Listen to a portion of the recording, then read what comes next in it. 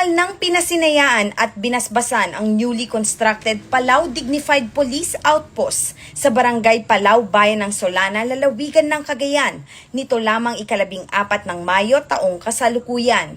Pinangunahan ni Police Brigadier General Mariano C. Rodriguez, Acting Regional Director ng Police Regional Office 2, kasama si Police Colonel Mardito G. Angulwan, Provincial Director ng Cagayan Police Provincial Office, ang isinagawang ribbon cutting at blessing ceremony ng nasabing police outpost. Dumalo rin sa programa si Honorable Maynard Z. Carag, Municipal Mayor ng nasabing bayan, kinatawan ng Philippine Army, mga miyembro ng Sangguniang Bayan, Municipal Advisory Group at mga opisyal ng Barangay Palau.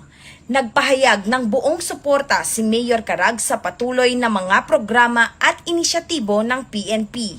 Binigyang diin niya ang kahalagahan ng pagkakaroon ng maayos at matatag na police outpost bilang mahalagang hakbang upang mapalakas ang seguridad, mapabilis ang pagtugon sa mga insidente at higit na mapanatili ang kapayapaan at kaayusan sa bayan ng Solana.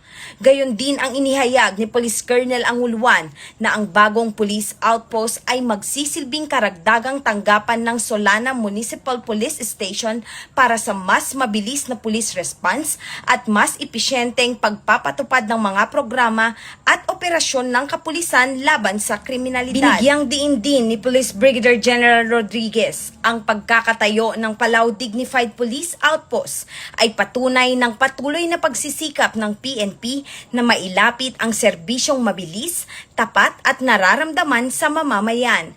Anya, mahalagang mapanatili ang malakas na presensya ng kapulisan sa mga barangay upang higit na mapangalagaan ang katahimikan at kaayusan sa lugar.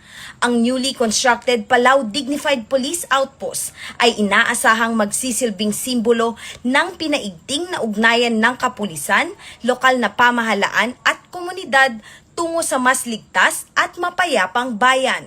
Ito ay patunay ng patuloy na pagbabago at pag-angat ng serbisyo ng kapulisan sa ilalim ng bagong PNP para sa bagong Pilipinas. Serbisyong mabilis, tapat at nararamdaman.